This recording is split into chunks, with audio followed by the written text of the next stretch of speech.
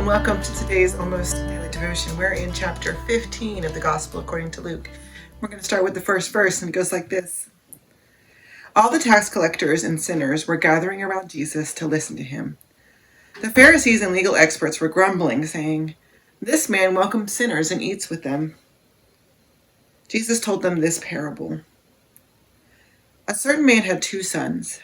The younger son said to his father, "Give me my share of my inheritance."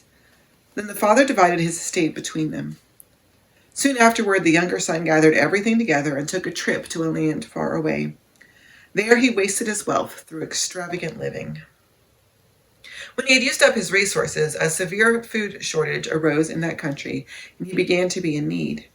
He hired himself out to one of the citizens of that country, who sent him into his fields to feed pigs. The son longed to eat his fill from what the pigs ate, but no one gave him anything. When he came to his senses, he said, "How many hired hands have more than enough food? But I am starving to death. I will get up and go to my father and say to him, 'Father, I have sinned against heaven and against you. I no longer deserve to be called your son. Take me on as one of your hired hands.' So he got up and went to his father. While he was still a long way off, his father saw him and was moved with compassion. His father ran to him, hugged him, and kissed him. Then his son said, 'Father, I have sinned against heaven and against you. I no longer deserve to be called your son.' But the father said to his servants, 'Quickly, bring out the best robe and put it on him. Put a ring on his finger and sandals on his feet. Fetch the fatted calf and slaughter it. We must celebrate with feasting, because this son of mine was dead and has come back to life. He was lost and is found.' And they began to celebrate." So this is one of those stories in the Bible, the prodigal son, that has become so well known. It is ubiquitous. It's everywhere, and it's not just something that we read in the Bible, but it's something that's become part of our culture. We hear people call the prodigal son all the time, and so we can miss some of the nuances. We can miss some of the meaning of the parable when it's so familiar to us. And I think it's helpful to put the parable into context. Jesus didn't just pop off with this parable out of nowhere. He's talking about, this comes right after the parable of the lost sheep, where 99 sheep are in the fold and one sheep gets lost and Jesus goes to find it. And so I wonder if the main character of this story is not the son at all, neither one of the sons, but instead the father, the generous father, the forgiving father, the father who is just happy for his son to return home. So many of us identify or want to identify with the younger son. The truth is many of us are not prodigal, not really. We've never strayed that far. We've never gone and forsaken everything that was important to us and wandered to a far off land.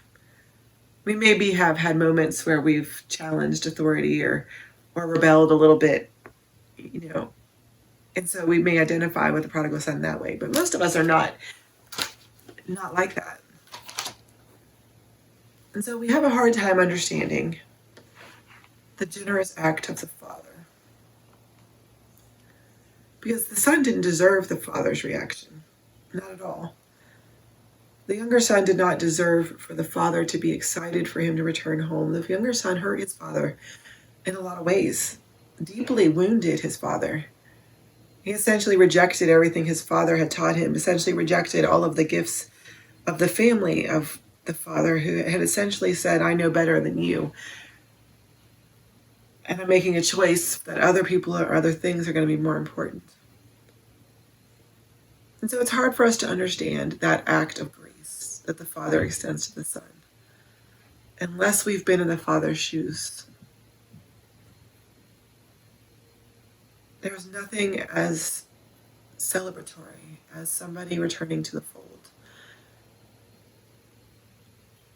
Not returning the same way. They're not ever going to be the same. The younger son is never going to be the same. Maybe he appreciates a little bit more the gifts his father had given him and the privilege that he'd grown up with.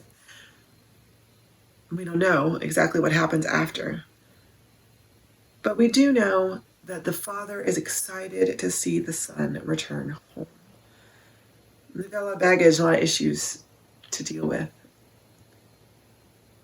And I think the Father will accept the Son in whatever way he can return. And how often do we only allow people, do we only forgive people, do we only open our hearts to people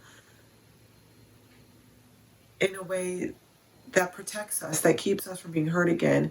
How many times do we say people can only come back if they live up to certain standards, or come back in the way that will accept it, or they come back in the way that puts them right back in the slot where they were before? How can we be more like a generous Father? Not forgetting all of the baggage, not just dropping it and leaving it unresolved, but excited for the potential of a renewed relationship with another person, with ourselves, or with God. How can we be generous with our spirit, with our minds and our hearts? God bless.